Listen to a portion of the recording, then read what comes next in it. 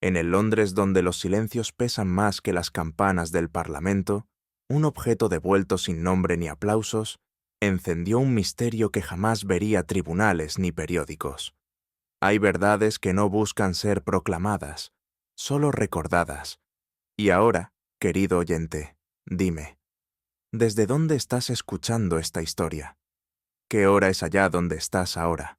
Déjamelo saber en los comentarios. Acomódate en tu asiento y afina tu intuición porque el misterio no se anuncia, se desliza. Son pocas las noches de Baker Street que se distinguen unas de otras en mi memoria, pues muchas transcurren entre el murmullo del hollín en la chimenea, el trazo inquieto del lápiz de Holmes sobre sus cuadernos, o el silencioso ritual de su pipa, cuyo humo parecía a menudo ascender con la misma disciplina que sus argumentos deductivos. Sin embargo, aquella velada, si bien comenzó con la apariencia de una más en el calendario, traía en su pulso una vibración extraña, casi musical, aunque imposible de identificar. El reloj de pared señaló las 9 con una precisión implacable, pero el sonido de sus campanadas me resultó distinto, no por su timbre, sino por la forma en que el silencio posterior pareció adherirse a la estancia, como si aguardara algo más que la mera continuidad del tiempo. Holmes, sentado en su sillón, no alzó la vista, aunque percibí en la inmovilidad de sus pupilas, fijas en un punto invisible del aire, que también él había advertido la ligera alteración del ambiente. No se trataba de un acontecimiento, sino del presentimiento de uno, esa clase de fenómeno sutil que no golpea la mente con evidencia, sino que la roza con sospecha. Intenté regresar al orden familiar de mis notas médicas, mas el gesto se sintió impostado, como si la pluma, incómoda, detectara la proximidad de una historia aún no pronunciada. Afuera, un carruaje distante rodó por la calle con una cadencia irregular, demasiado pausada para ser descuido, demasiado calculada para ser azar. ¿Impresiones mías?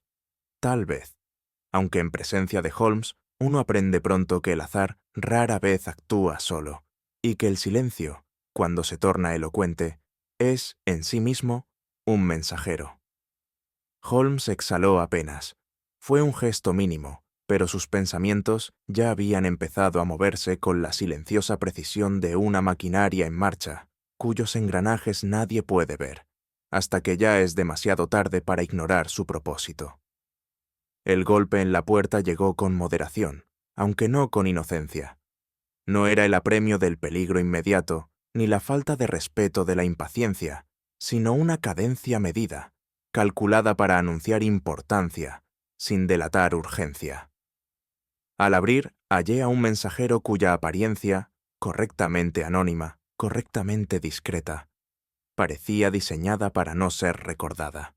No aguardó preguntas. Extendió el sobre, y tras un ligero asentimiento, retrocedió con la misma neutralidad con la que había llegado, desapareciendo calle abajo como un esbozo que no requiere más trazos. Cerré la puerta con el sobre en la mano. Fue solo entonces cuando sentí su verdadero peso. No era el del papel, ni el del lacre, ni siquiera el del posible contenido. Era la densidad de lo que implicaba ser portador de un mensaje cuyo remitente consideraba innecesario firmar su nombre. El sello, no obstante, hablaba con voz propia. El emblema real, perfectamente impreso, impecable en sus detalles, sin notas añadidas, sin ornamentos superfluos. Holmes se incorporó. No había sorpresa en su expresión, sino reconocimiento, como si anticipara que aquella noche, con su respiración distinta, acabaría por concretarse en una confirmación tangible. Depositó el sobre bajo la luz. No lo abrió.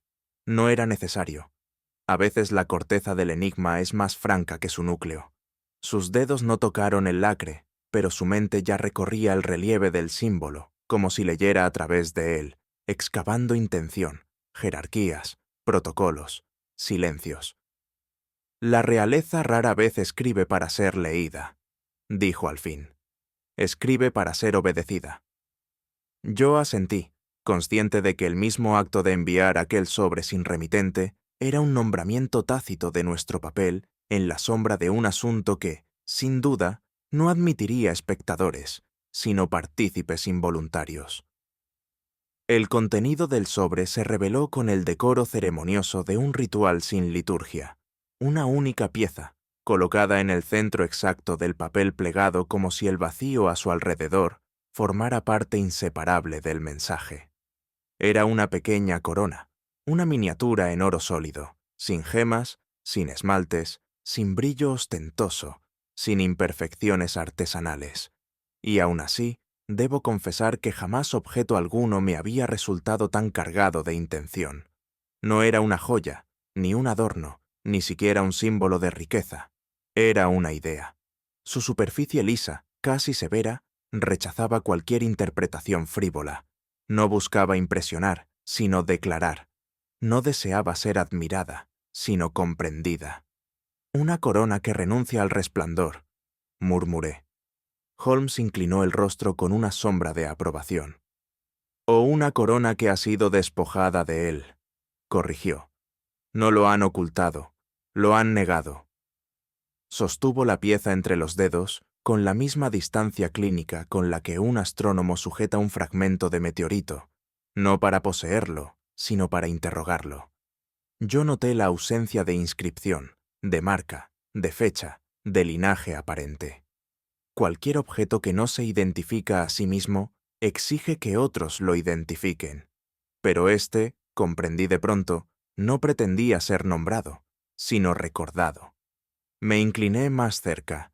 Era demasiado deliberado para ser decorativo y demasiado silencioso para ser obsequio. El mensaje residía en la elección. Una corona sin pedrería, sin destinatario, sin historia visible. Una corona muda. Una corona que no coronaría jamás. Los símbolos sin voz son los más peligrosos, añadió Holmes dejando la pequeña reliquia donde estaba, porque obligan al mundo a hablar por ellos. Y en aquel instante comprendí que el verdadero mensaje no estaba en el objeto, sino en la ausencia que lo rodeaba.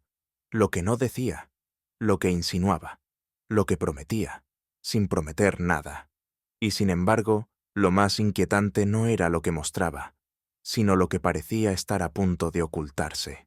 El verdadero mensaje no residía en la corona, sino en el papel que la escoltaba. Una frase única se extendía sobre el pliego como un oráculo sin indulgencia. ¿Está listo para lo que está por desaparecer? No era invitación ni advertencia. Era, en esencia, una inmutable declaración de orden natural. Aquello que iba a acontecer, acontecería sin negociación ni aplazamiento. Recuerdo el ligero estremecimiento que se alojó en mi pensamiento, no fruto del miedo, sino del reconocimiento de la magnitud implícita en la economía del lenguaje empleado. Las preguntas suelen exigir respuesta, pero esta parecía exigir alineación. No buscaba ser contestada, sino aceptada. No interpelaba a mi razón, sino a mi disposición a ser testigo. Holmes, que se mantenía en un silencio reverencial hacia los indicios, se limitó a inclinar suavemente la cabeza, como si oyese el eco de una maquinaria histórica ya en movimiento. No manipuló el papel de inmediato, lo observaba como quien descifra no renglones, sino intenciones. Watson, dijo al fin, existen dos clases de preguntas, las que nacen de la duda y las que nacen del destino. Esta pertenece a las segundas. Yo asentí sin pronunciar palabra. Había comprendido que no éramos convocados a intervenir en una desaparición menor, sino a presenciar un umbral.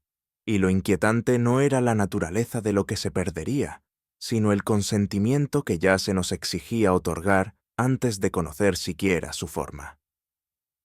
Aquella línea, tan escueta, tenía el efecto de una puerta que se cierra antes de permitirnos entender qué ha quedado afuera.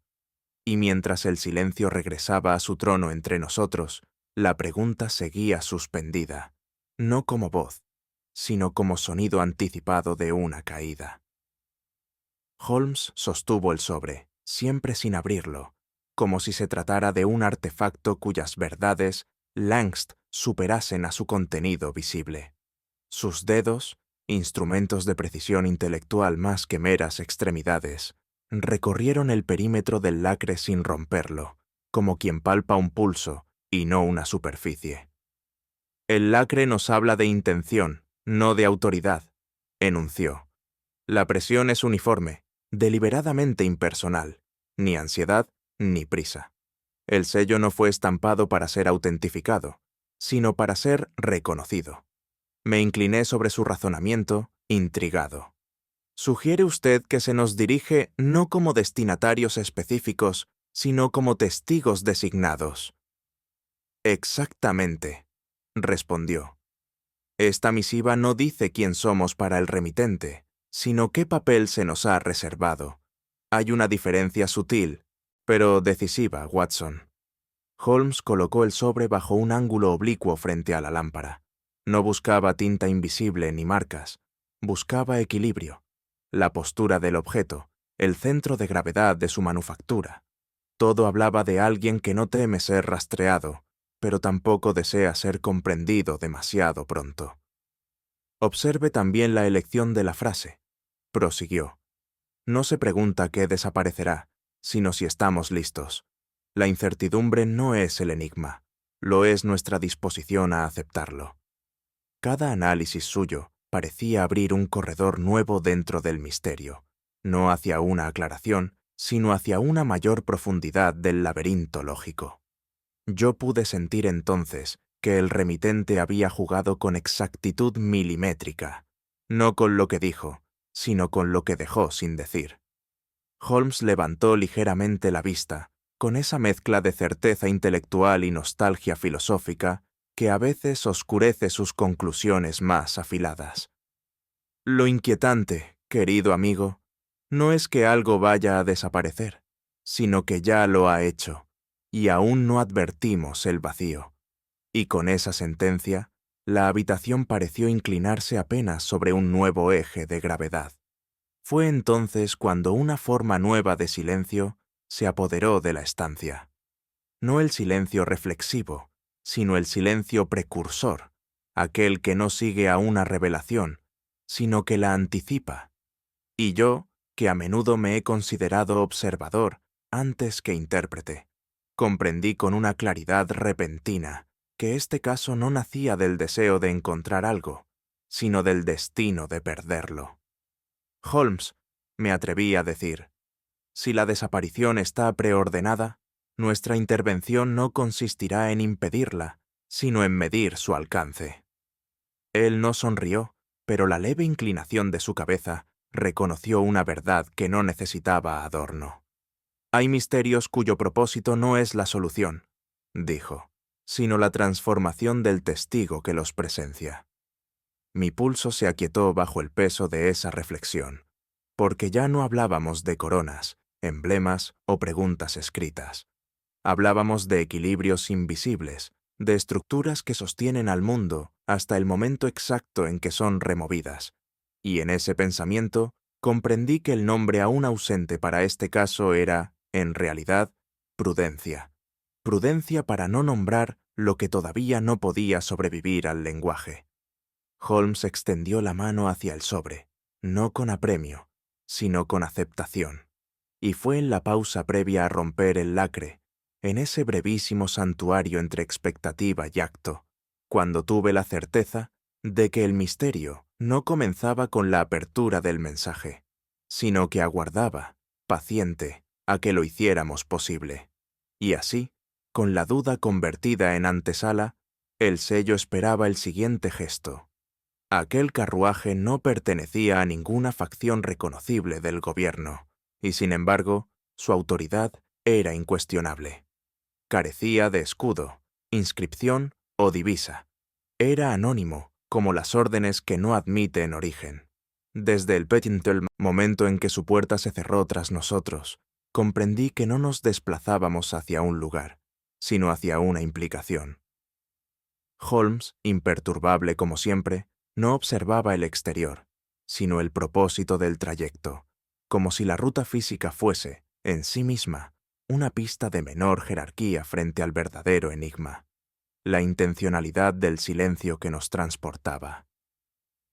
Este carruaje, dijo con voz baja, sin matiz alguno de duda, es un comunicado. Su mutismo, Watson, es la forma más pura del mensaje oficial. Todo lo que importa se ha dicho al no decir nada. Asentí. El movimiento de las ruedas sobre el empedrado producía un ritmo grave, casi ceremonial. No avanzábamos como consultores, sino como testigos citados por una fuerza mayor a nuestra voluntad. ¿No os inquieta, Holmes, no saber a qué escenario exacto arribaremos? Al contrario, replicó. Lo inquietante no es desconocer el destino, sino conocer la necesidad irrefutable de llegar a él. No respondí de inmediato, fascinado por la lógica de su resolución. Allí, en aquel interior tapizado de discreción y consecuencias, comprendí que la ausencia de elección no era privación, sino protocolo. El carruaje aminoró su marcha con una deliberación casi anticipatoria, y su murmullo mecánico anunció no el fin del trayecto, sino el prólogo de algo mayor, cuya presencia ya podía percibirse antes incluso de sernos revelado.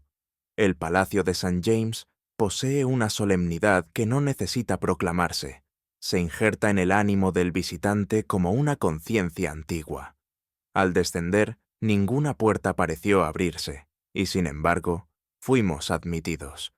Ningún pasillo proclamó vigilancia, pero fui incapaz de disipar la noción de ser cuidadosamente observado. Holmes avanzaba con paso contenido, no por reverencia, sino por cálculo. Cada murmullo en los corredores, cada pausa de respiración del edificio, era para él un fonema en la gramática de los secretos de Estado.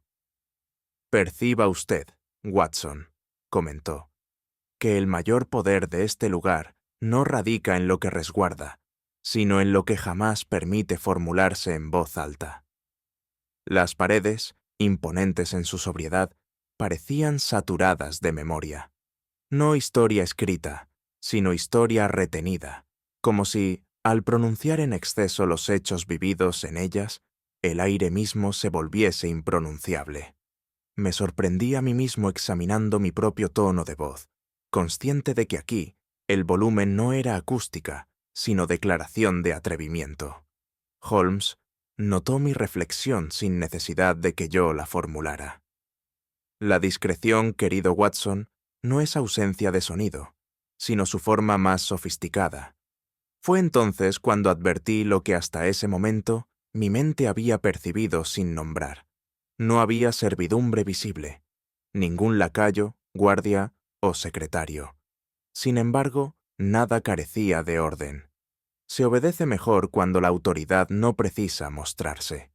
En ese terreno donde la piedra tiene memoria y el silencio jerarquía y el misterio no sería anunciado, sería simplemente supuesto, y como si el propio palacio aguardara el instante exacto de revelación, un paso adicional, apenas uno, parecía estar ya registrado en la cronología de lo inevitable. No lo supimos por proclama, ni por alarma, ni por exaltación alguna. Lo supimos como se conocen las catástrofes que han sido largamente anticipadas, mediante una voz neutra. El funcionario que nos recibió no elevó el tono. Su gravedad no necesitaba retórica. Sostuvo una carpeta sin emblemas y pronunció la frase con la precisión de quien no tiene permitido dramatizar lo que ya es suficientemente absoluto. El molde original de la corona del monarca ha desaparecido. No reliquia, no joya, no tesoro, molde. La arquitectura originaria de la legitimidad materializada. Comprendí entonces que no hablábamos del valor del oro, sino de la gramática de la soberanía. La corona puede replicarse, pero el molde es la verdad primera, el argumento que certifica todas las demás copias. Holmes no mostró sorpresa, solo reconocimiento, como quien confirma un resultado previamente calculado. Una corona simboliza el poder, dijo, pero su molde simboliza el derecho a reproducir ese poder sin que pierda autenticidad. No han robado un objeto, han sustraído un principio. Yo sentí el peso semántico de sus palabras. El robo no empobrecía al reino, lo volvía discutible. No era un hurto, era una pregunta lanzada contra la legitimidad misma. El funcionario inclinó apenas la cabeza. No deseamos alarmar al imperio, sino comprender el hueco antes de que sea visible, dijo. Por eso están aquí. Y en ese instante comprendí, con un estremecimiento más intelectual que físico, que buscábamos algo que, por su naturaleza, no debía ser hallado tarde, pero que tal vez ya había sido tomado demasiado pronto. Holmes, sin apartar la mirada de la carpeta cerrada, extendió finalmente la mano hacia ella, como si al romper su clausura también rompiera algún umbral invisible cuyo otro lado ninguno de nosotros había visto todavía. La sala designada para los interrogatorios no ostentaba aspectos judiciales ni símbolos de jurisdicción. Su poder residía en algo más severo, la conciencia de que en ella nunca se permitía una sola palabra sobrante. Todo allí estaba dispuesto para disuadir la mentira, no mediante presión explícita, sino por la implacable desnudez del silencio. Holmes ingresó sin prisa, como quien no invade un terreno, sino que lo reclama por lógica. Yo le seguí con esa mezcla de fascinación y respeto que siempre suscita en mí su modo de habitar las circunstancias, no como participante, sino como punto fijo alrededor del cual giran todas las contradicciones ajenas. Los empleados de palacio, alineados frente a nosotros, parecían estatuas a las que solo les faltaba el martillo para temer el golpe. Holmes no formuló preguntas de inmediato, los observó. Observó el movimiento involuntario de una mano que buscaba el bolsillo sin alcanzarlo jamás, la dilatación irregular de un latido en el cuello de otro, la leve rigidez de quien teme que su quietud misma sea incriminatoria. El nerviosismo, murmuró Holmes sin mirarlos, no es una revelación de culpa, sino de jerarquía. El culpable teme ser descubierto, el subordinado ser sospechado. Entonces habló al primero. Usted acomodó los registros del archivo occidental hace 3 noches. El hombre no negó. Se quebró apenas su respiración, ese mínimo titubeo que no figura en actas, pero sí en certezas humanas. No fue una pregunta, agregó Holmes, con la suavidad de un veredicto ya dictado por la evidencia. Un segundo hombre, algo más joven, intentó recomponerse con un carraspeo, como si el sonido controlado pudiera domar lo incontrolable de la duda que los asediaba. ¿Saben ustedes qué es lo más revelador del silencio?, continuó Holmes, que siempre pertenece al que lo administra, no al que se resigna a él. Yo observaba, sin intervención, la arquitectura invisible que mi compañero levantaba ante ellos. Una estructura sin acusaciones directas, pero sin escapatorias intelectuales. Cada pausa era una pieza añadida, cada palabra una medición exacta. El último de los presentes abrió la boca con intenciones de hablar, pero no halló sentencia que no contuviese ya su propia fragilidad expuesta. Y justo cuando creí que Holmes formularía la pregunta definitiva, se limitó a inclinar levemente la cabeza, como quien ha recogido más de lo que pedía, dejando la sala suspendida en un reconocimiento inquietante que nadie se atrevió a romper. Abandonada la sala, Holmes no necesitó consultar notas. Su mente, perfectamente indexada, ya reordenaba el escenario como un tablero donde las piezas no se habían movido al azar. Se detuvo frente a un marco de ventana que yo, en mi observación inicial, habría calificado de irrelevante. Él, en cambio, deslizó un dedo enguantado por el alféizar y lo examinó con la gravedad de quien lee una confesión escrita en polvo. Había un residuo fino, casi imperceptible, con un brillo seco, tenue, como si la materia recordara haber sido metal antes que partícula. No oro, dijo, demasiado liviano para serlo y demasiado terco para desaparecer como hollín. Luego, con una curvatura casi matemática del razonamiento, añadió, El molde no fue sustraído en un acto impulsivo. Dejó descendencia, polvo, fricción, memoria material. Un robo sin rastro es mito. Solo los aficionados no dejan herederos microscópicos de sus actos. En el borde inferior, una leve línea paralela, demasiado recta para ser casual, denunció contacto con un borde rígido, envuelto en protección. Un guante, pero no uno improvisado. Costura doble, precisión sartorial. Guantes hechos para no ser recordados, murmuré. Guantes hechos para no ser sentidos, corrigió Holmes. Lo que se teme no es dejar huella, sino dejar interpretación. Y, como si la ventana también quisiera hablar, un seguro interno estaba desactivado, no forzado, instruido. Alguien no entró. Alguien fue admitido por la insinuación exacta del miedo correcto. La deducción flotó entre nosotros con una densidad mayor que la evidencia física. El acceso no se había ganado. Se había concedido desde adentro, obedeciendo a una autoridad que no necesitó mostrarse. Pero antes de que yo pudiera formular la pregunta siguiente, Holmes ya se alejaba por el corredor, absorbiendo la conclusión como quien aún no revela la ecuación completa. El funcionario que aguardaba no consultó reloj alguno. Ciertas urgencias no se miden con tiempo, sino con consecuencia. Existe un umbral que no debe cruzarse, declaró en un susurro que poseía tono de decreto. Y ese umbral se llama opinión pública. Holmes no necesitó invitación para comprender. Comprender antes de que la frase desembocara en su desenlace lógico es parte de su genio más temido. Si el molde desaparecido fuera noticia, continuó el hombre, no solo se revelaría la ausencia de un objeto, sino la fragilidad de una legitimidad, y un rey no puede tolerar la pérdida de oro, pero no la de su derecho a portarlo. Yo sentí entonces la magnitud real del caso. No era un enigma patrimonial, sino dinástico. No se cuestionaba la seguridad del palacio, sino la autenticidad del linaje. La corona no teme a los ladrones, dije, sino a los historiadores equivocados. El funcionario inclinó la cabeza apenas, como quien reconoce una verdad que no puede pronunciar en voz completa. Holmes, sin emoción visible, añadió: un secreto que mantiene el trono erguido no es un secreto, es un andamio. El silencio que siguió no solicitó traducción. Estábamos por primera vez frente a un misterio cuyo desenlace podía alterar más nombres que individuos. Y cuando el hombre dio un paso para retirarse, lo hizo con la reverencia de quien no abandona la sala, sino la versión pública de la historia.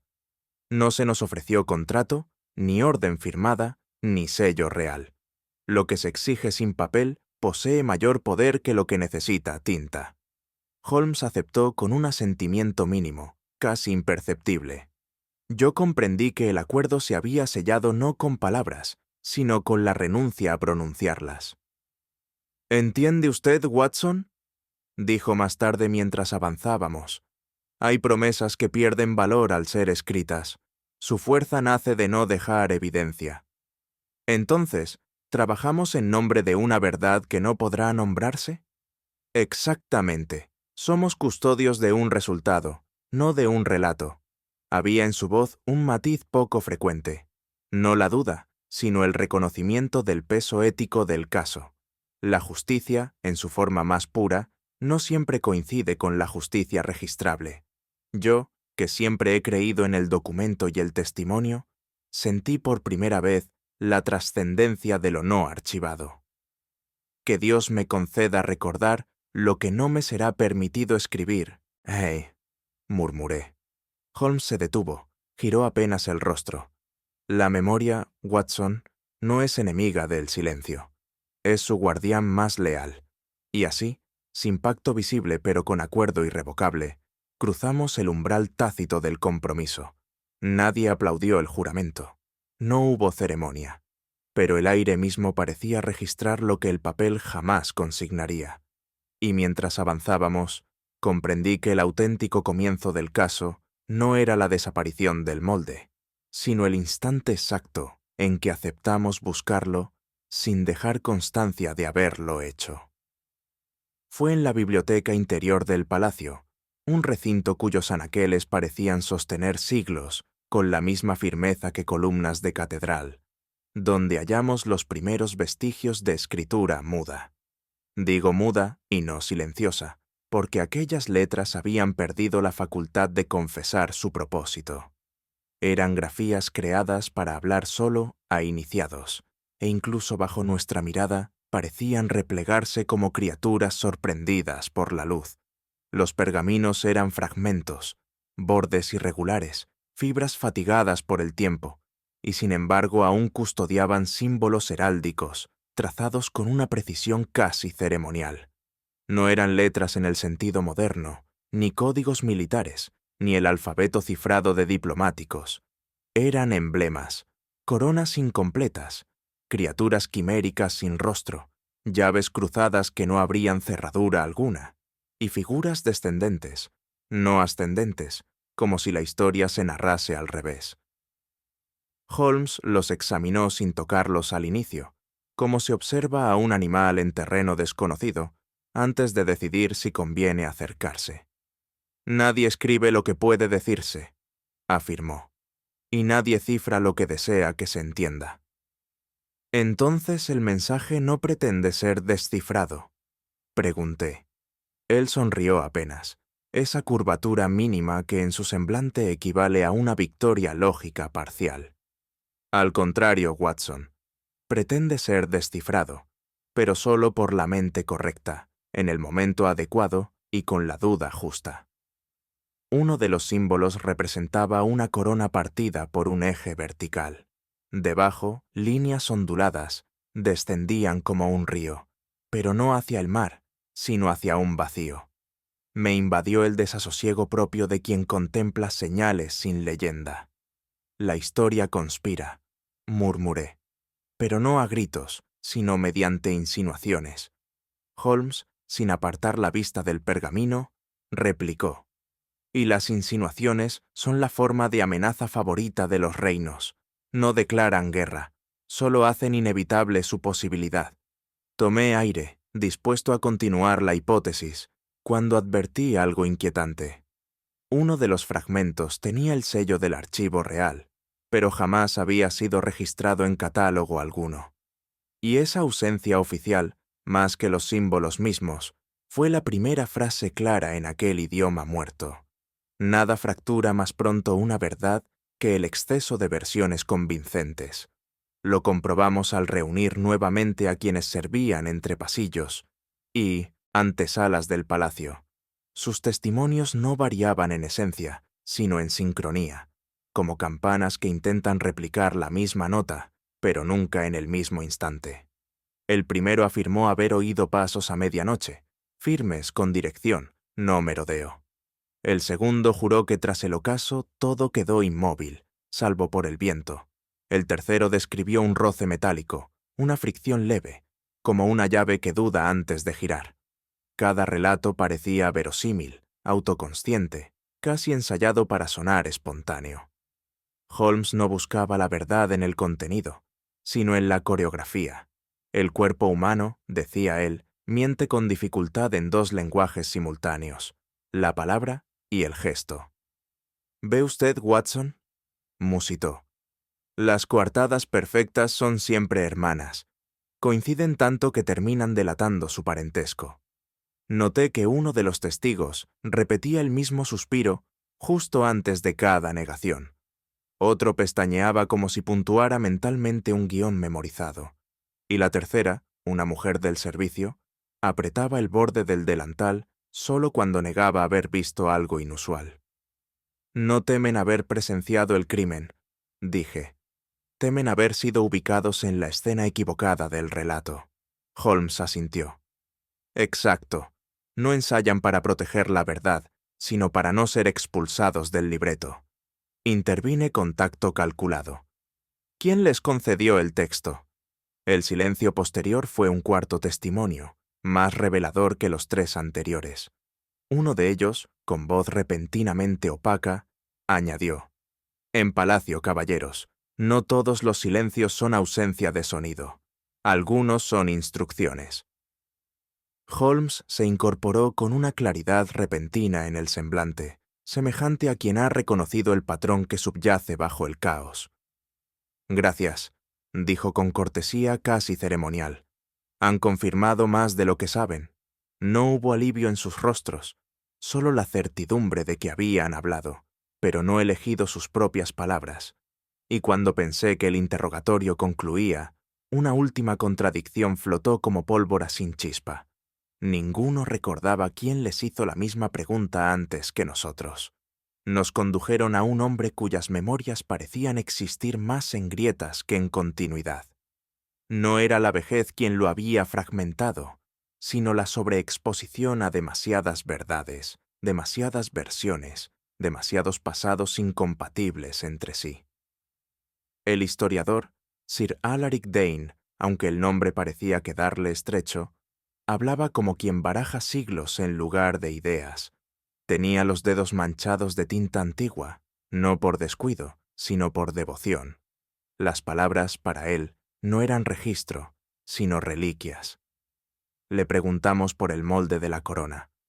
Tardó en responder, como si primero debiera localizar el acontecimiento en el mapa suspendido de su memoria. «No desapareció», dijo al fin. «Fue retirado del mundo visible, que es otra forma de extravío». Holmes se inclinó, interesado. «¿Por quién?» Dane alzó la vista y sus ojos contenían esa mezcla perturbadora de lucidez y naufragio intelectual. «Por aquellos que no permiten que la línea sanguínea se escriba sin supervisión». Yo intercambié una mirada con Holmes. «¿Una orden real?», pregunté. «Una orden más antigua que los reyes», respondió el anciano.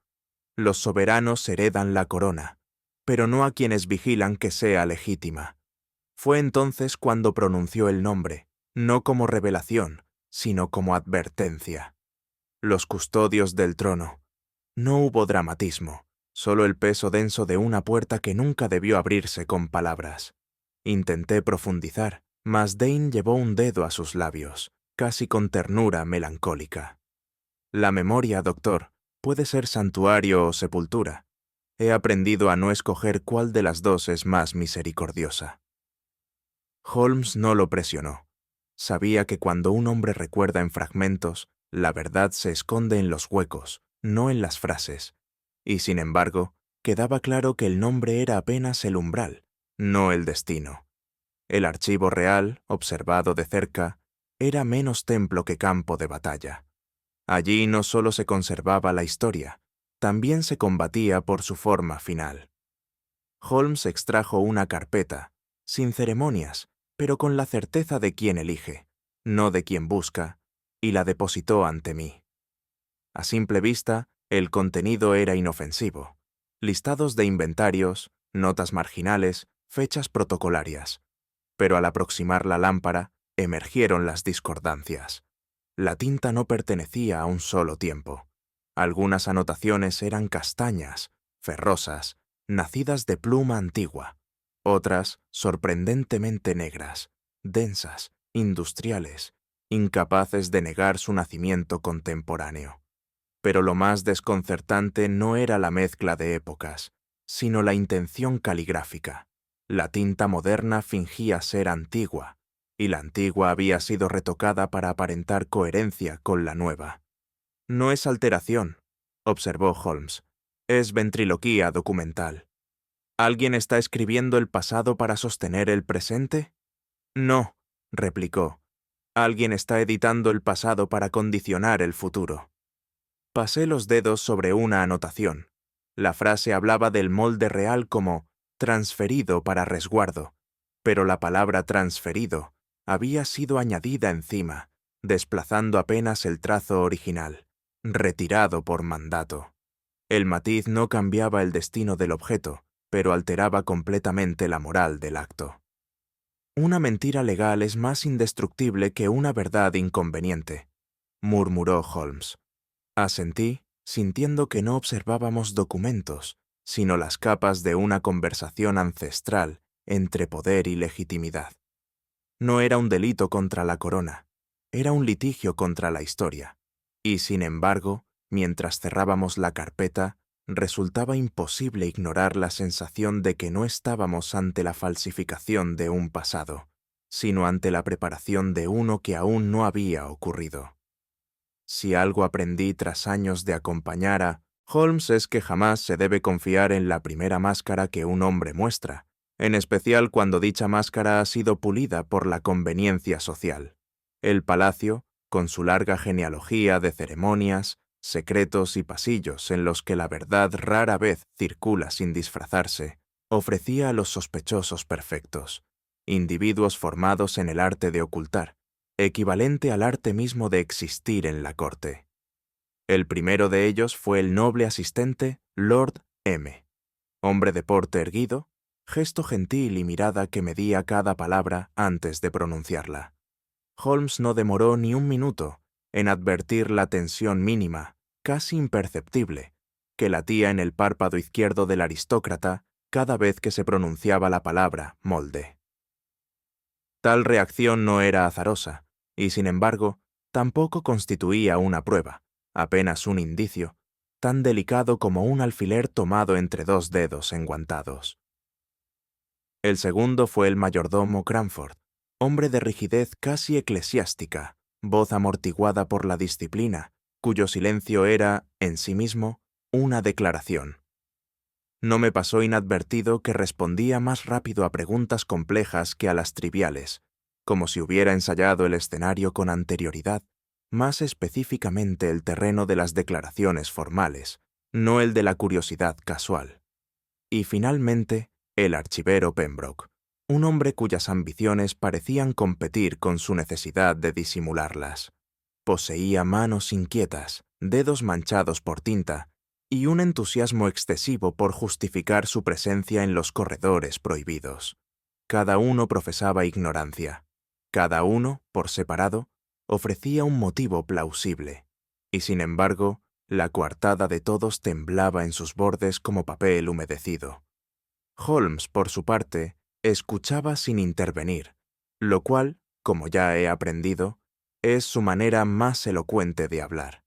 La inocencia genuina no se explica, se manifiesta, murmuró cuando estuvimos solos. Y aquí, mi querido Watson, todos parecen demasiado ocupados defendiéndola. Había en su voz una fibra de anticipación peligrosa, como si cada palabra recabada no fuese más que el preludio de una red aún oculta, cuyo centro aún no lográbamos ver.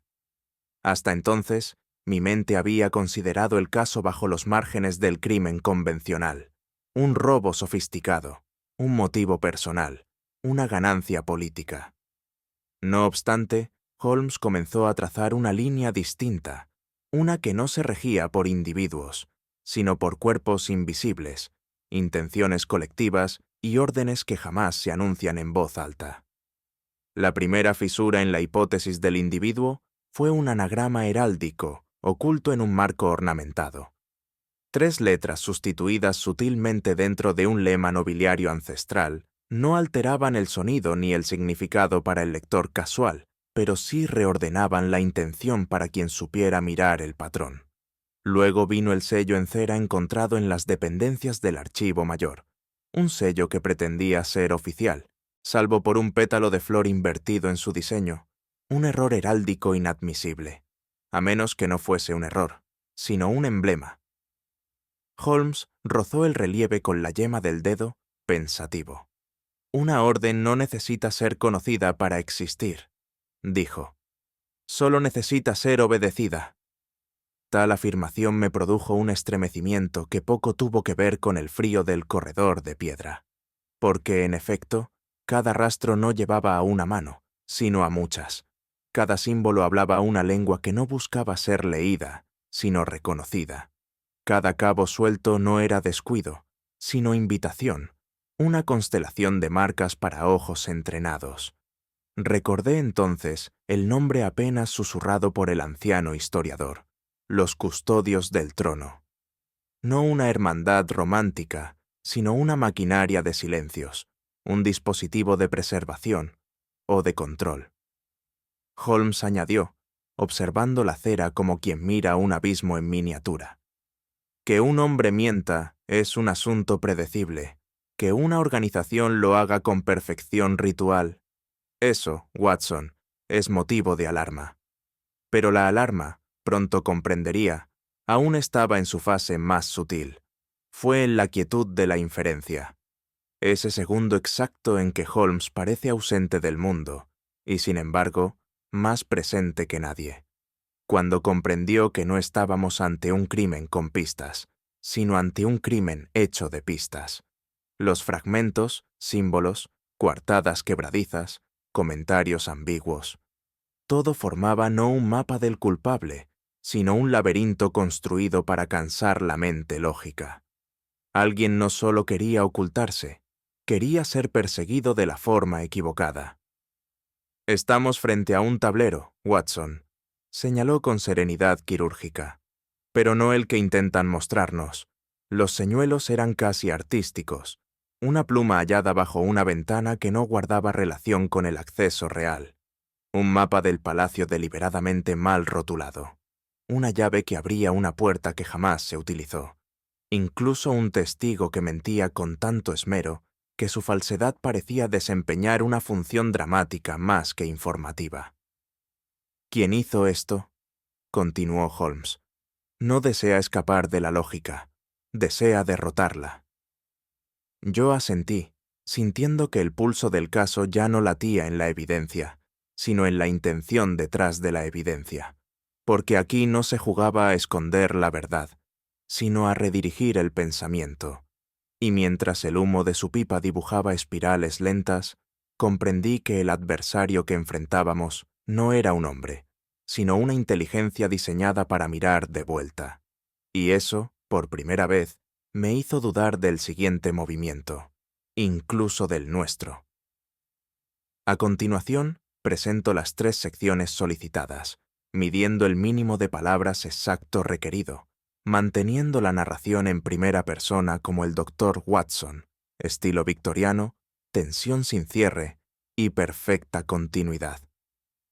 He visto a Sherlock Holmes desentrañar los misterios más recónditos de la naturaleza humana, pero pocas veces presencié un ejercicio tan puro de deducción erudita como el que se desarrolló ante mí aquella tarde.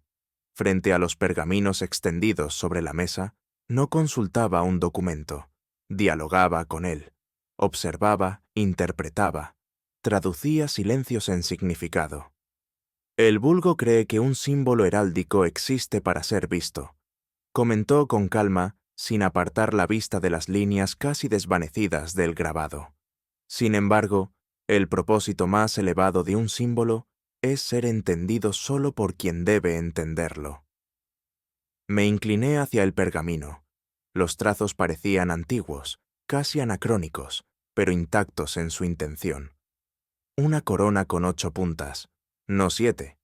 Un león cuya garra derecha precedía a la izquierda. Una flor de lis incompleta en su segundo pétalo. Para ojos profanos, variaciones sin importancia. Para Holmes, un lenguaje.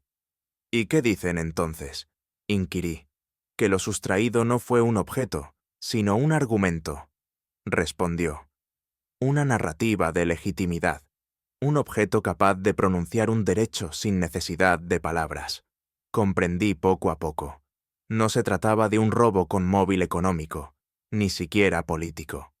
Aquello era una amputación simbólica, la extracción de una prueba cuya sola existencia podía confirmar una verdad incómoda.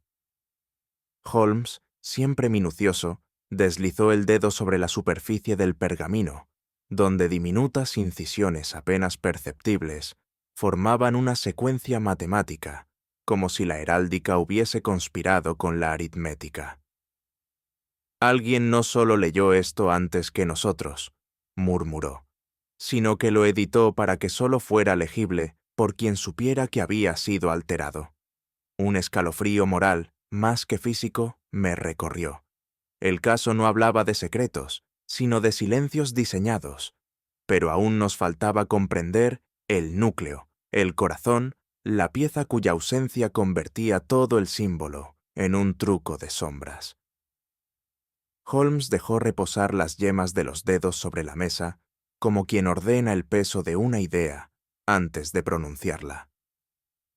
A veces pienso que no es el misterio lo que lo fascina, sino las leyes invisibles que sostienen la realidad humana, aquello que no se escribe, pero gobierna. Usted lo imagina como metal, Watson, dijo al fin. Pero el molde no es materia, es confirmación. Me explicó, con precisión casi litúrgica, que el molde sustraído no era una reliquia decorativa, sino la matriz misma del primer símbolo legitimador del trono, el sello primigenio, la huella madre de la coronación inaugural. Antes de los archivos, antes de los decretos, antes del papel, fue el molde quien definió cuál mano tenía derecho a sostener el cetro. Los documentos pueden falsificarse, continuó Holmes. Los testigos pueden comprarse o morir, pero el rito original, ese no admite duplicado sin sacrilegio. Comprendí entonces la lógica subyacente. Quien poseyera el molde no solo tendría un objeto, tendría una gramática de poder más antigua que la tinta, más profunda que la memoria pública. Una legitimidad no demostrable, sino irrefutable. La corona no gobierna por historia, sino por continuidad simbólica, y el molde era la bisagra que unía a ambas. Entonces, susurré, quien lo oculte no quiere oro ni secretos, quiere derecho. Holmes inclinó levemente la cabeza, pero su silencio fue más elocuente que cualquier afirmación. No se robaba un símbolo sin aspirar a usarlo, y eso implicaba que alguien, en algún lugar, pretendía reescribir la aritmética del poder con hechos, no con rumores. Nunca olvidaré la expresión de Holmes cuando folió las genealogías como quien rastrea no nombres, sino heridas. Los árboles dinásticos, tan venerados por algunos como temidos por otros, no son estructuras de madera y hoja, sino esqueletos de legitimidad. Si un hueso falta, la figura entera se inclina. Observe las ausencias, dijo, deslizando la uña sobre un espacio en blanco entre dos generaciones. La historia siempre presume continuidad. Las dinastías presumen pureza. Pero estos vacíos son cicatrices, Watson. Me incliné. No eran simples omisiones, eran amputaciones narrativas. Partidas de nacimiento inexistentes, matrimonios registrados sin descendencia reconocida, infantes que figuraban en cartas privadas pero nunca en archivos oficiales. Cada hueco era metódico, quirúrgico, casi piadoso en su ocultamiento. ¿Supresiones o protección?, pregunté. Depende de quién escriba el relato, repuso Holmes. A veces la historia entierra por vergüenza, otras por miedo, y a veces porque alguien aún camina con vida y no debe ser nombrado. El más inquietante de todos era un descendiente sin descendencia, un príncipe sin árbol, un recuerdo citado en cartas diplomáticas que jamás figuró en los registros reales, un nombre borrado no por olvido, sino por necesidad. Si existe una rama oculta, murmuró Holmes, no fue cortada, fue guardada. Sentí el vértigo de una implicación inevitable.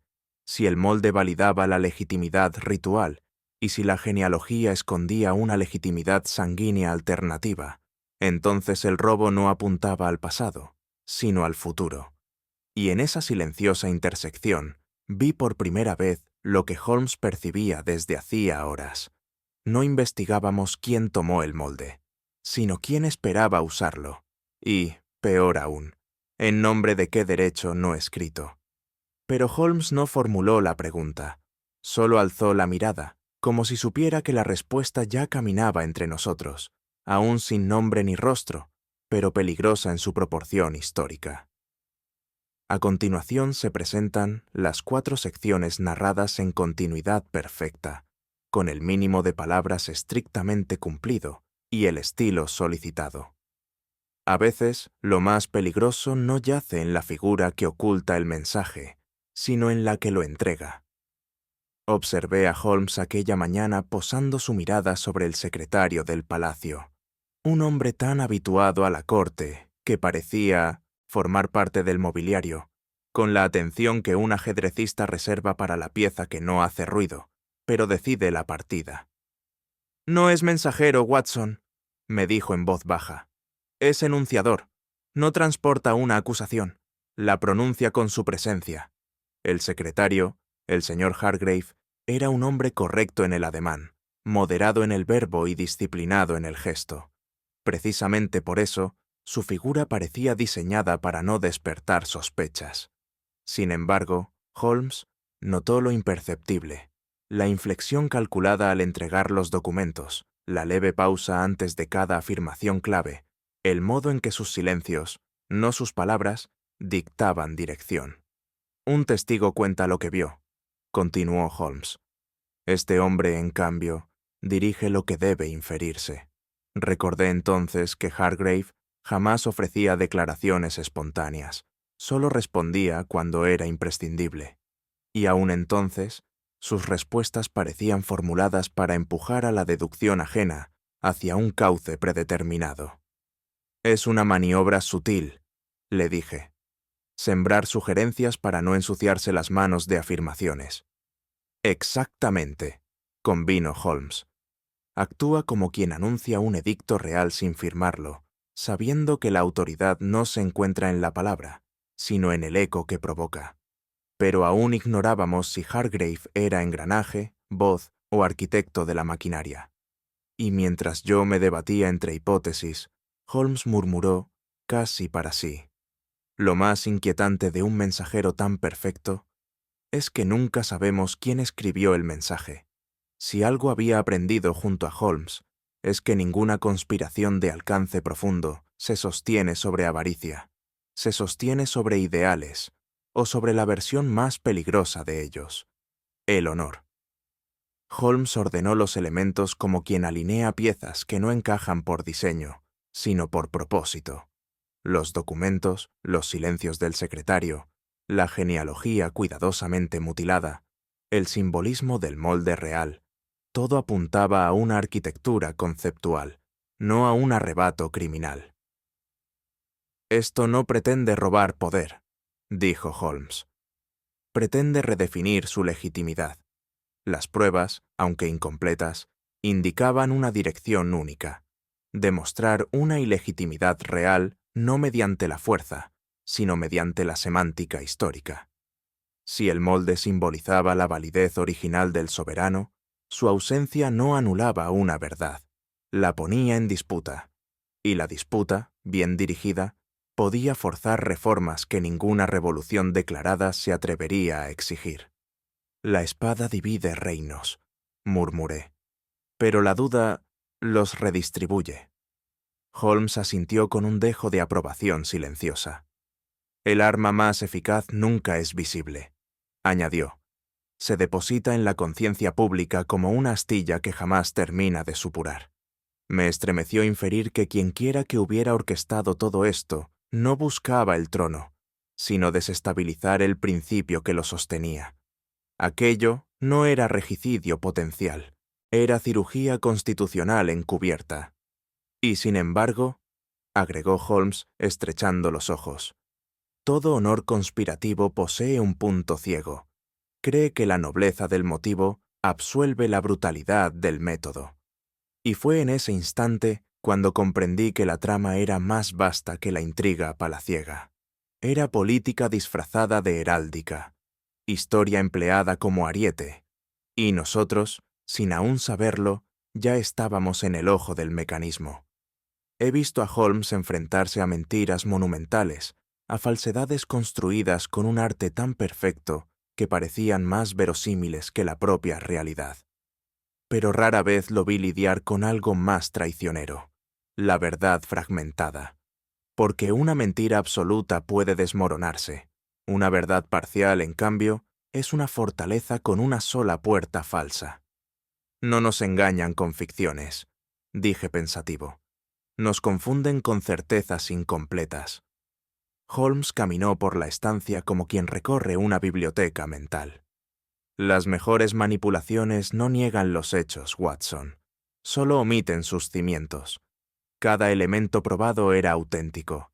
El molde existió. El derecho ritual era incuestionable. Las brechas genealógicas, reales. La influencia política, innegable. Pero ninguno se presentaba en su totalidad. Era como observar una constelación sin el trazo que revela la figura. ¿Y cuál es el peligro mayor?, pregunté. No errar, respondió Holmes, sino tener razón demasiado pronto. Entonces lo comprendí. Si concluíamos basados en medias pruebas, no seríamos investigadores. Seríamos altavoces de la intención ajena. Nos conducen por la mano, dije con desasosiego, pero no hacia la verdad, sino hacia una conclusión útil para otros. Holmes guardó silencio, contemplando el vacío entre las afirmaciones conocidas. La duda no olía a ignorancia, sino a trampa elegante, a veneno administrado en vaso de plata, a sentencia redactada para ser pronunciada por otros labios. Y, sin embargo, era en esa duda exactamente donde debíamos buscar la grieta. Vi a Holmes reunir los elementos con la serenidad de un hombre que no improvisa la verdad, sino que la convoca. No había urgencia en sus manos, pero sí exactitud. Cada documento, cada símbolo, cada ausencia cuidadosamente documentada, era ahora situado no como prueba aislada, sino como acorde dentro de una sinfonía mayor. La revelación no debe gritar, Watson, me dijo. Debe ser inevitable. Disponer la verdad era un acto más delicado que descubrirla. Exponer demasiado pronto era alertar a la estructura. Exponer demasiado tarde, legitimarla. Holmes meditaba no sobre qué develar, sino sobre cuándo la verdad adquiría filo. Cualquiera puede desvelar un secreto, continuó, pero pocos pueden impedir que ese secreto sea utilizado después como arma contra la propia justicia. Comprendí que no preparaba una acusación, sino un punto de no retorno moral. ¿Y si no aceptan la revelación?, pregunté. Holmes tomó su abrigo con un gesto leve, casi ceremonial. No es necesario que la acepten, amigo mío. Basta con que ya no puedan ignorarla sin delatarse. No había triunfo en su mirada, ni siquiera satisfacción, solo precisión. Afuera, el mundo seguía su ritmo ajeno, sin saber que los engranajes que sostenían la legitimidad de un reino estaban a punto de ser cuestionados, no por la fuerza, sino por la lógica. Y cuando abrió la puerta, no lo hizo para salir, sino para permitir que la verdad, aún sin nombre definitivo, comenzara a entrar. A continuación, las 3 secciones solicitadas, cada una con mínimo 300 palabras y continuidad narrativa perfecta. Si algo he aprendido en mis años junto a Sherlock Holmes, es que el crimen más desconcertante no es aquel ejecutado por malicia, sino el que se disfraza de necesidad. Esa tarde, en el gabinete de Baker Street, su figura permaneció inmóvil durante largos minutos, como si sus pensamientos fueran engranajes calibrados con precisión astronómica. «No busque la bajeza, Watson», dijo al fin, sin apartar la vista del diagrama heráldico que él mismo había trazado. «Aquí opera la aritmética moral, no el apetito vulgar». Su observación, pronunciada con esa calma metódica que suele preceder a las conclusiones más inquietantes, me obligó a reconsiderar cada premisa que hasta entonces dábamos por cierta. La sustracción del molde, aquel símbolo que trascendía el oro para encarnar la legitimidad real, ya no podía interpretarse como un acto de despojo, sino como la amputación preventiva de un miembro gangrenado antes de que el veneno alcance el corazón. Holmes deslizó una de las cartas lacradas sobre la mesa. El sello no revelaba amenaza, pero tampoco ruego. Era una ecuación trazada en simbología heráldica. Si el molde permanece, el futuro arde. Si desaparece, el fuego carece de mecha. Quien lo sustrajo había calculado no solo el acto, sino sus consecuencias históricas. Entonces, ¿fue una sustracción para impedir una coronación ilegítima?, pregunté, casi temiendo pronunciarlo. No, corrigió. fue para impedir que la legitimidad pudiera ser falsificada. Ese molde no corona cabezas, corona narrativas, mi querido amigo. Quien lo posea puede escribir el pasado en lugar de leerlo. Era un razonamiento tan frío como altruista, tan lógico como peligroso. Y sin embargo, la incógnita no residía ya en por qué fue tomado, sino en quién se arrojó el derecho de tomar esa decisión por un reino entero. Holmes alzó la vista, y por primera vez algo semejante a una grieta moral asomó en su certeza. La salvación calculada, murmuró, suele ser la forma más presentable de la usurpación. Y el silencio que siguió no cerró la idea, la empujó un paso más adelante, hacia la sombra del motivo que aún no nombrábamos. La noche descendía sobre Londres cuando trazamos, al fin, el itinerario intelectual del autor del acto. No era la ruta del ladrón, sino la del mensajero. Cada elemento del caso, la pulcritud del corte, la ausencia de beneficio material, el uso de símbolos y no de violencia, señalaba a un gesto diseñado para ser comprendido, no ocultado. Holmes golpeó suavemente la mesa con la yema de los dedos, marcando un ritmo que semejaba el de un código Morse inexistente. No pretendían insultar a la corona, dijo. Pretendían hablarle en su propio idioma ceremonial. Ningún periódico, ninguna proclama, ninguna misiva habría sido escuchada. Pero un símbolo ausente obliga al poder a pronunciarse sobre la ausencia misma. Así reconstruimos el mecanismo invisible del mensaje. El molde sería usado en un inminente fraude protocolario, auspiciado por agentes cuya identidad, incluso dentro de Palacio, era nebulosa. No buscaban hacerse pasar por herederos, sino instaurar un relato alterno de legitimidad, sutil al principio, irreversible después. Retirarlo fue cercenarles la tinta antes de que pudieran falsificar la historia. Un acto quirúrgico, observé, no una agresión. Exacto, asintió Holmes. No querían herir al rey. Querían salvarlo de convertirse en la rúbrica involuntaria de su propia impugnación. Comprendí entonces que la advertencia no estaba en el hecho, sino en la interpretación. El vacío dejado por el molde debía ser leído por las mentes correctas como lo que era. No procedan, porque los observamos, y su plan no carece de testigos ni de diques. Pero toda advertencia implícita, añadió Holmes mientras tomaba su abrigo, es también una invitación a averiguar quién se ha atrevido a enviarla. Y esa invitación, abierta como una puerta apenas entornada, nos conducía ya a los rostros de quienes obraron no por deslealtad, sino por una forma peligrosa de devoción. Si la traición puede vestirse de patriotismo, la lealtad puede portar un antifaz igualmente arduo de reconocer. Aquella mañana comprendí que el caso no giraba en torno a un único culpable, sino a una constelación de conciencias convencidas de actuar en nombre de un deber superior al código escrito. Holmes colocó sobre la mesa 3 perfiles trazados por su propia mano, un primo segundo de la línea real, omitido de los registros por un viejo pacto sucesorio, un consejero honorario, ya retirado, cuya lealtad al protocolo era más antigua que el reinado actual, y un guardián de ceremonias, hombre cuya vida entera había transcurrido sosteniendo insignias que otros portaban. Ninguno busca el trono, expliqué revisando las notas. Porque creen custodiarlo, corrigió Holmes. Esa convicción es su privilegio y su peligro. No eran conspiradores por ambición, sino por ortodoxia sentimental. Para ellos, el molde no era un artefacto, era la cerradura que impedía a manos indignas girar la llave de la historia. Al retirarlo, no destruyeron un emblema, cerraron una posibilidad que juzgaron intolerable. ¿Y si se equivocan?, pregunté. Holmes no respondió de inmediato.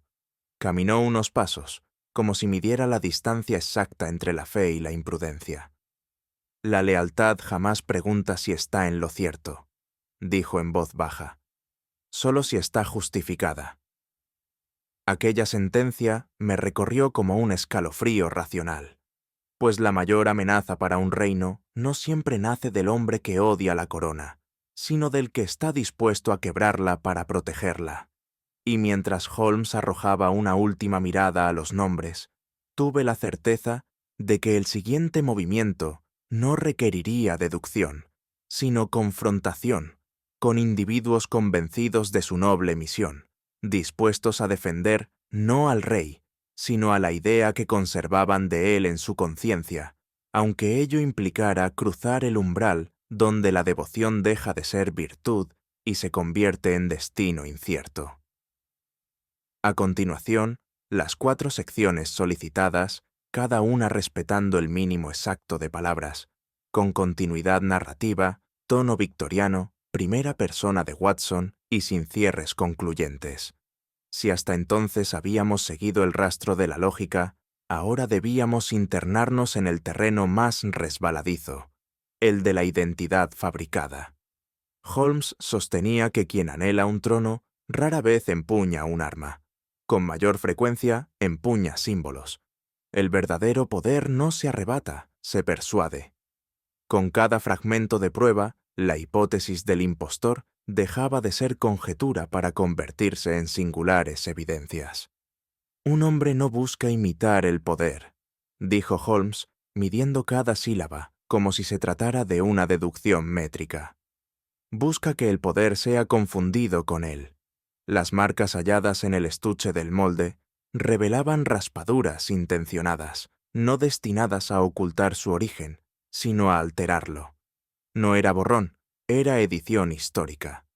Aquel que planificaba el fraude pretendía no solo usar el emblema, sino reescribir su genealogía simbólica, instalar su nombre en la mente colectiva antes que en los archivos. Las cartas cifradas, que yo al principio juzgué diplomáticas, eran en realidad invitaciones estratégicas. Una red invisible de círculos aristocráticos, todos citados en fechas ceremonialmente significativas. Nada era casual, todo era coreografía política. ¿Entonces no persigue coronarse, sino que lo coronen sin necesidad de reclamarlo? Aventuré. Exactamente. La mejor usurpación es la que no obliga a nadie a pronunciar la palabra usurpador. Y sin embargo, cuanto más sólido parecía el plan, más improbable se tornaba su beneficio. ¿Por qué revelar un mensaje cifrado que podía ser interceptado? ¿Por qué dejar vestigios simbólicos que invitaban a ser descifrados por una mente inquisitiva? Fue entonces cuando Holmes, con un brillo apenas perceptible en la mirada, dejó caer una frase que habría de perseguirme. Cuando el engaño parece demasiado perfecto, quizá el verdadero objetivo no es engañar, sino ser descubierto por la persona adecuada.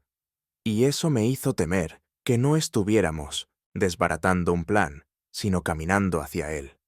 Los interrogatorios que siguieron no llevaron tinta oficial ni lámparas inquisitivas. Holmes, con discreción casi ceremoniosa, prefirió el terreno donde el honor habla más alto que el miedo. Los silencios prolongados, las correcciones involuntarias en el tono y esa verdad lateral que solo surge cuando el interlocutor jura no estar confesando. Uno de los implicados, cuyo nombre por ahora debo reservar, no admitió nada, y sin embargo, lo admitió todo. No hubo declaración, sino grieta emocional. El trono no puede caer por mi mano, ni por la suya, dijo con una voz que no lograba mantenerse firme. A veces la lealtad exige desobediencias que la historia nunca debe narrar. Sus palabras no buscaban indulgencia, sino comprensión, y tal vez juicio diferido. Descubrimos entonces que la sustracción no fue una traición encubierta, sino una conspiración preventivamente compartida. Hubo consentimiento tácito, pero nunca celebrado, como esos acuerdos que se sellan con miradas, jamás con firmas. ¿Entonces no ocultaban un crimen, sino una responsabilidad? Murmuré perturbado. Holmes asintió lentamente. Proteger una corona no siempre implica obedecerla. A veces implica esconderle sus propias fragilidades.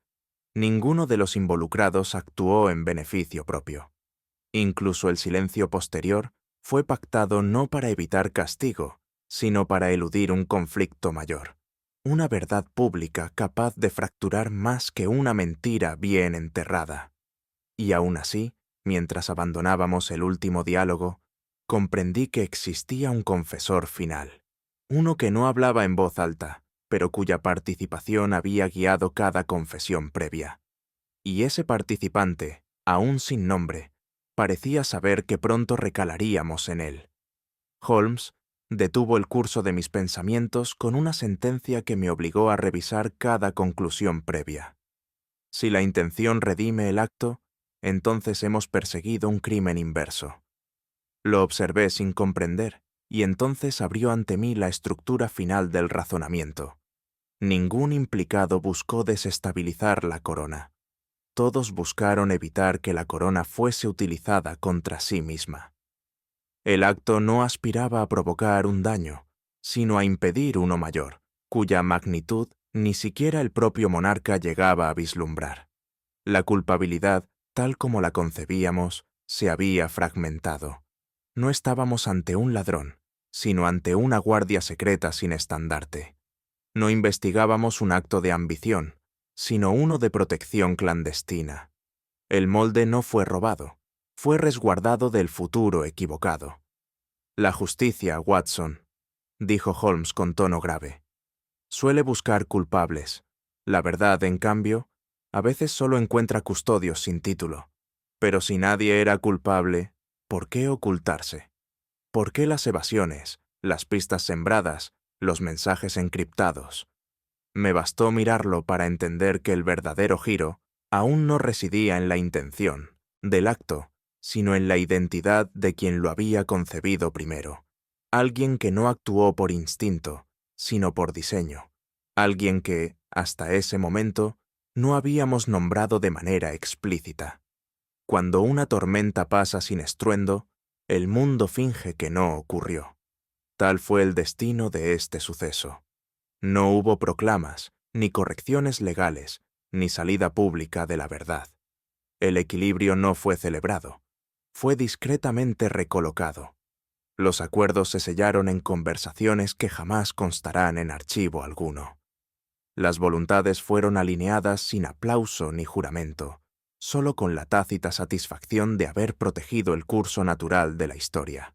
Hay victorias destinadas al silencio, me dijo Holmes mientras ordenaba las notas que pronto habrían de desaparecer en el fuego confidencial.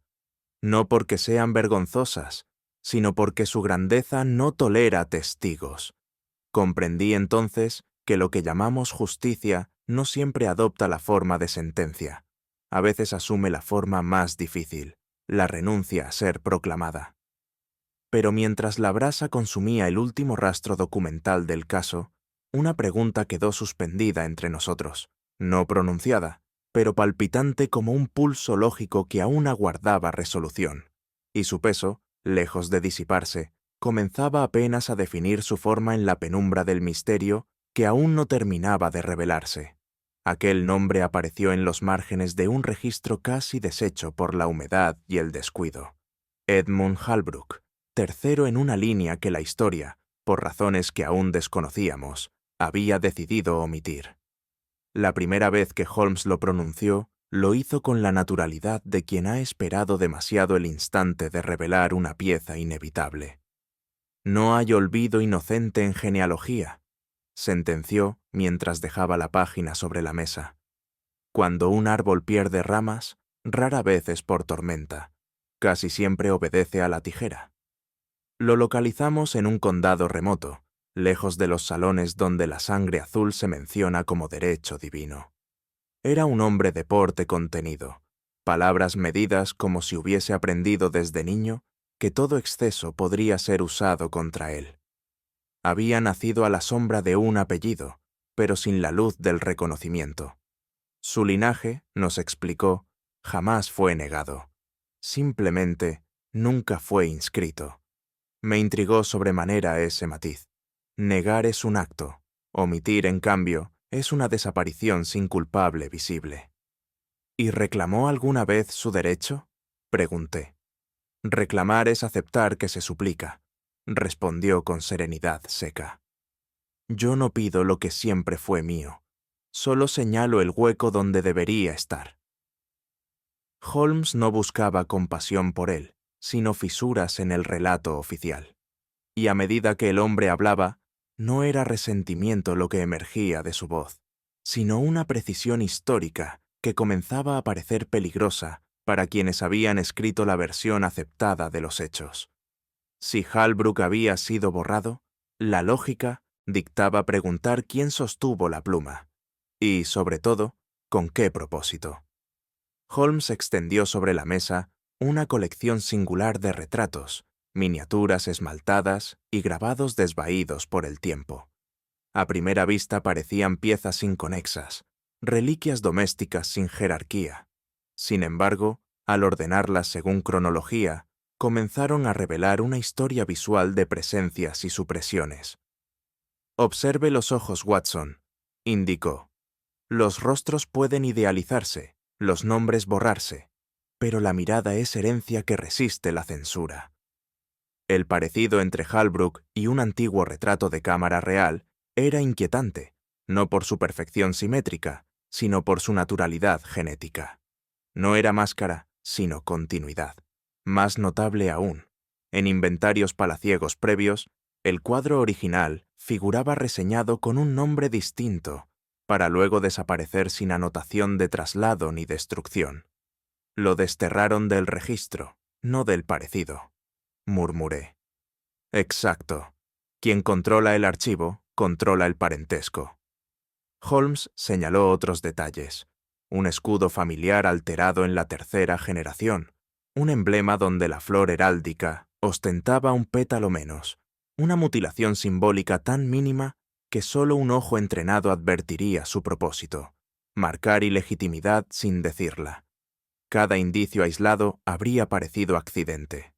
Unidos, conformaban sintaxis de ocultamiento, una gramática del silencio institucional. Pero aún faltaba comprender por qué no lo eliminaron por completo. ¿Por qué dejar rastros? ¿Por qué borrar sin borrar del todo? Holmes, como anticipando mis pensamientos, tocó el retrato central y murmuró algo que me estremeció. Porque alguien deseaba que fuera hallado, pero no proclamado. Y aquel matiz, más que respuesta, abrió una grieta mayor. El encuentro entre Holmes y Halbrook no precisó formalidades para ser duelo intelectual. No hubo necesidad de acusaciones frontales. Las verdades más pesadas suelen formularse como preguntas inocentes. «Usted no desea el trono», dijo Holmes sin preámbulo. Una pausa mínima, apenas una inhalación. «Deseo que deje de apoyarse en una ficción conveniente», respondió Halbrook. Yo, testigo silencioso, comprendí que la conversación no versaba sobre ambición, sino sobre estructuras. ¿Quién sostiene el edificio del poder? ¿Quién paga el costo de sus grietas? ¿Y quién decide cuándo es preferible apuntalar en vez de derrumbar? Holmes inclinó la cabeza, evaluando no la respuesta, sino el eco moral que producía. Un hombre puede no querer reinar, pero sí querer que el reino no mienta. El problema empieza cuando ambos deseos chocan con el mismo muro de piedra. La penumbra no era de luz, sino de lenguaje. Esas zonas donde admitir es peligroso, negar es insulto y callar es confesión. Halbrook no ofreció excusas, pero tampoco absoluciones. Cuando finalmente habló, lo hizo con palabras que no cerraban el debate, sino que lo lanzaban hacia una dimensión más incierta. No temo al juicio de la ley, señor Holmes. Temo a la orfandad de la verdad cuando nadie se atreve a nombrarla. Y entonces supe que no estábamos ante un acusado, sino ante un umbral.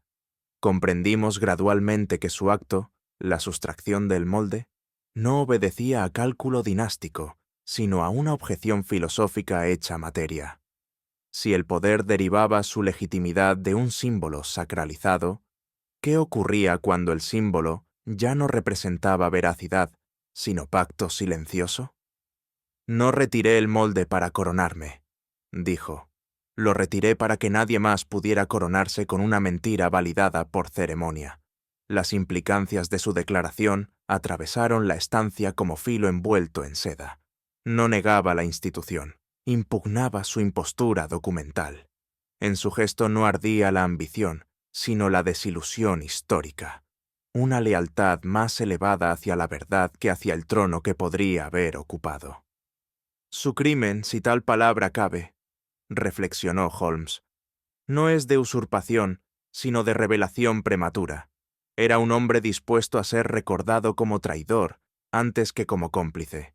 Ese tipo de lealtad invertida resulta siempre más peligrosa que la traición convencional, pues no ansía recompensa, ni teme martirio, ni ofrece permuta.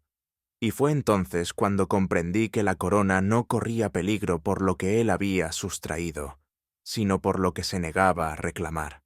El cofre fue depositado sin ceremonia. No hubo redobles, testigos ni juramentos. El sonido del cierre fue, sin embargo, más resonante que cualquier proclamación pública. No lo devuelvo por obediencia, aclaró. Lo devuelvo porque su valor reside en no ser usado hasta que deje de ser mentira.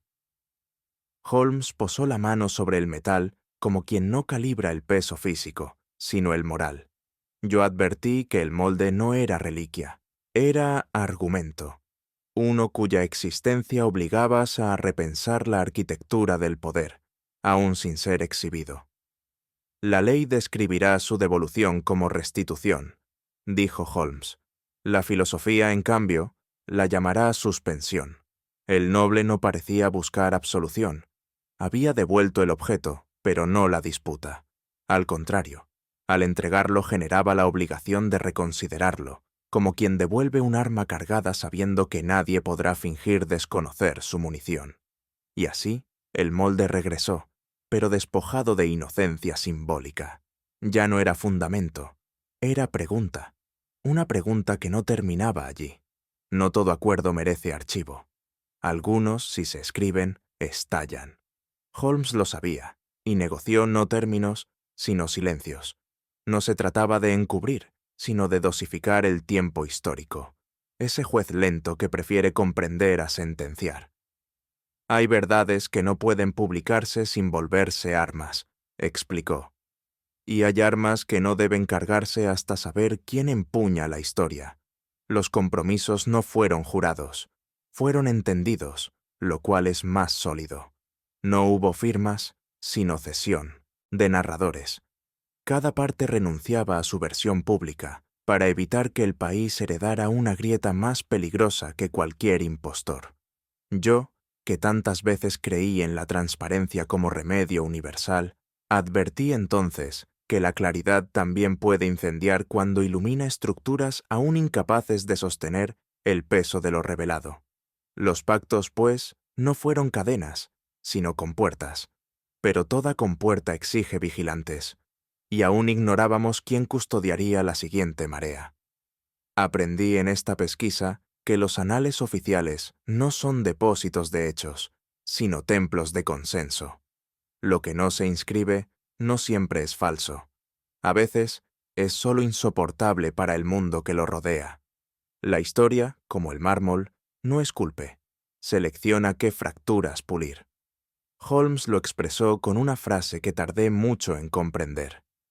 Ninguna corona es más pesada que aquella que se protege a sí misma de la verdad que la legitima. Creemos que las dinastías caen por traidores, pero a menudo colapsan por guardianes exhaustos, hombres obligados a sostener relatos tan frágiles que la sinceridad sería equivalente a dinamita moral. Halbrook no quiso dinamitar el reino, quiso evitar que otros lo hicieran sin comprender el estallido. ¿Y nosotros? Nosotros no restauramos una verdad, solo la aplazamos, porque la verdad, cuando es demasiado vasta, no se entrega. Se administra como antídoto potente, gota a gota, para que el paciente sobreviva a la cura. Mientras guardaba mis notas, sentí una sombra de duda. ¿Hemos protegido la historia o hemos participado en su liturgia selectiva? Holmes no respondió a la pregunta. Se limitó a mirar el fuego donde, más tarde, desaparecerían los últimos documentos. La historia no es un archivo, dijo.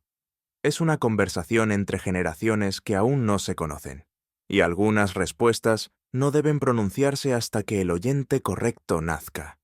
Quizá tenía razón. Quizá no nos correspondía dictar el desenlace, sino evitar el desastre del prólogo. Aún así, una inquietud persistió en mí.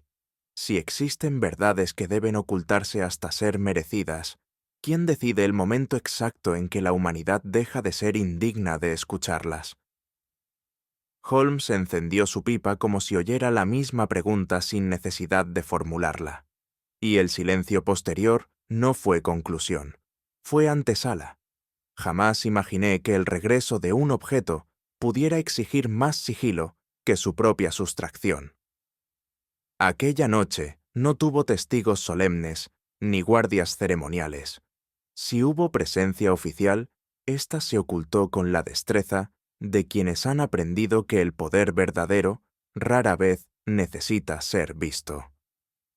El molde, aquel cuyo peso no era de metal, sino de legitimidad, fue restituido sin proclamas, sin pergaminos certificados, sin anuncio alguno fuera del estrechísimo cerrillo de conciencias, obligadas a saberlo. Holmes caminaba a mi lado sin pronunciar palabra, y sin embargo, era en el silencio donde ambos oíamos el estruendo de lo que jamás sería declarado. Comprendí entonces que ciertos actos no merecen crónica pública, sino el testimonio selecto de quienes han aceptado la responsabilidad de recordarlos sin celebrarlos. La historia creerá que nunca se movió, murmuré. Y es mejor así, respondió él sin detener el paso. Hay restituciones que solo son leales cuando parecen no haber ocurrido, pero al cruzar el último umbral, advertí que el silencio del retorno no sería el final del asunto.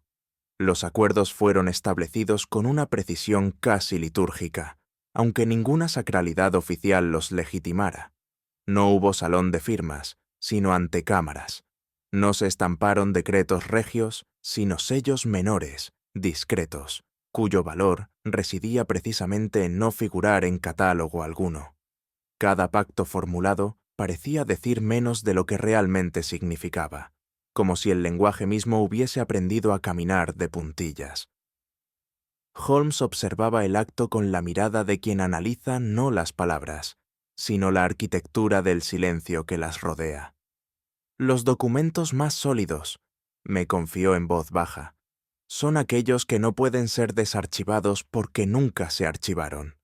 Las promesas no fueron juradas sobre objetos sagrados, sino sobre intereses compartidos, la estabilidad del reino, la continuidad de la figura coronaria, la salvaguarda de una verdad que no podía exponerse sin fracturar el suelo bajo los pies de todos. Y cuando el último sello fue presionado, no sentí la conclusión de un trato, sino el nacimiento de una vigilancia tácita cuya duración nadie se atrevió a definir. Comencé a comprender que la historia nacional no es un tapiz tejido, sino remendado. Los archivos, al igual que los estandartes, se desgastan, se rasgan y, lo más delicado, se zurcen. Pero a diferencia de las telas orgullosas, las grietas documentales se remiendan sin reconocimiento de agujero ni puntada. Pensé en todos los nombres desplazados, las fechas ajustadas, los silencios insertos como clavos invisibles. ¿Quién decide qué hilo conserva el tapiz y cuál debe perderse? ¿Y qué dedos sangran para que el público jamás advierta el roto? Holmes, como si hubiese adivinado mis pensamientos, murmuró. La historia no oculta culpables, Watson. Oculta consecuencias. No discutí la afirmación. Sabía que aquella noche yo mismo había observado agujas invisibles moverse con una precisión que no dejaba rastro, excepto en quienes sabíamos dónde buscar la costura. Y aún así, presentía que no habíamos descubierto todas. No hubo mesa redonda, ni acusadores, ni defensores. Hubo un entendimiento tácito entre tres tipos de poder: el que se ejerce, el que se hereda y el que se descubre. El noble habló menos de lo que se esperaba, Holmes más de lo que acostumbraba, y los dignatarios presentes dominaron el arte de asentir sin comprometerse. Los matices fueron moneda más valiosa que los juramentos. Una pausa equivalía a una concesión, un silencio prolongado a una renuncia. «El testigo ideal», dijo Holmes, como si filosofara consigo mismo, «no es el que declara, sino el que sabe callar con precisión». Uno de los consejeros suspiró, no de alivio, sino de aceptación del precio. Y yo entendí que se había decidido más en los espacios entre las palabras que en las palabras mismas. Sin embargo, cuando el diálogo declinó, quedó flotando un último pensamiento no articulado, peligroso precisamente por no haber sido pronunciado. La ley escrita fue consultada, no para aplicarse, sino para ser el argumento que justificara su propia suspensión. No era un quiebre de la justicia, sino su traducción a un lenguaje más antiguo, el de la preservación. «La equidad pública», explicó Holmes, «es un teatro necesario. La justicia verdadera, cuando existe, rara vez puede representarse sin causar daño colateral irreparable. La resolución no buscó inocentes ni culpables, sino continuidad. Lo admirable no era que todos ganasen, sino que nadie ganase demasiado. Quienes habían actuado movidos por lealtades divergentes fueron absueltos no por declaración, sino por diseño. Así, el fallo no necesitó martillo. Pero yo sabía que cuando la justicia no se pronuncia, no por ello deja de exigir su precio. Si el reino fue blindado, lo fue a expensas de individuos que jamás serían nombrados en crónicas, medallas o disculpas. Algunas dignidades sobrevivieron, otras, necesarias para preservar el equilibrio, fueron sacrificadas con una elegancia que la historia futura interpretaría como destino, no como elección. Pensé en la silenciosa erosión de quienes cargan secretos que nunca serán convertidos en relatos heroicos. Nadie los llamará mártires, aunque lo fueron a su manera. Holmes, quizá percibiendo mi abatimiento, dijo con voz grave: «El mayor peso no lo cargan los que caen, sino los que deben mantenerse en pie como si nada hubiese ocurrido». El silencio, comprendí entonces, no era ausencia de sonido, sino una forma de deuda perpetua que exige pagos diarios en monedas invisibles. Renuncia, discreción, olvido selectivo, soledad compartida. Pero incluso esas monedas, pensé, pueden gastarse o romperse. Mucho después, al ordenar mis apuntes, advertí que este caso no buscaba ser contado, sino comprendido. No fue un misterio resuelto, sino administrado. No un crimen esclarecido, sino recolocado en una zona donde la verdad y la prudencia comparten fronteras sin mirarse de frente. Holmes encendió su pipa aquella noche y dijo, como quien archiva una reflexión en lugar de un expediente: «Hay dos clases de verdades, Watson, las que liberan y las que sostienen el mundo, evitando que se parta en dos. No supe, ni sé aún, cuál de ellas servimos más fielmente. Tal vez ambas, sin advertirlo. Tal vez ninguna por completo. Y mientras el humo ascendía, no sellando un final sino demorándolo, comprendí que algunos enigmas no se resuelven, simplemente se heredan». Así concluyó aquel caso en el que la verdad no buscó ser proclamada, sino protegida. Comprendí entonces que la justicia no siempre alza la voz, a veces murmura. Hay secretos que no manchan, sino resguardan, y decisiones que no absuelven, pero consuelan. Holmes, con su eterno desapego al aplauso, me enseñó que la verdad no es una antorcha fija, sino una llama que se inclina según el viento de la historia. Y así, aquella corona invisible, aquella deuda sin firma, perduró no como escándalo, sino como enseñanza. ¿Fue correcto ocultar la verdad para proteger la estabilidad? ¿O ninguna corona merece el precio del silencio? Déjamelo saber en los comentarios. Si esta historia despertó en ti el mismo susurro de asombro que en mí al escribirla, te invito a darle un gesto. Deja tu like, como quien deja una nota en un expediente secreto. Compártela como quien pasa un sobre sellado de mano en mano. Comenta tu teoría con la agudeza de un detective y acompáñame en nuevos enigmas suscribiéndote al canal, donde los misterios jamás se extinguen, solo esperan.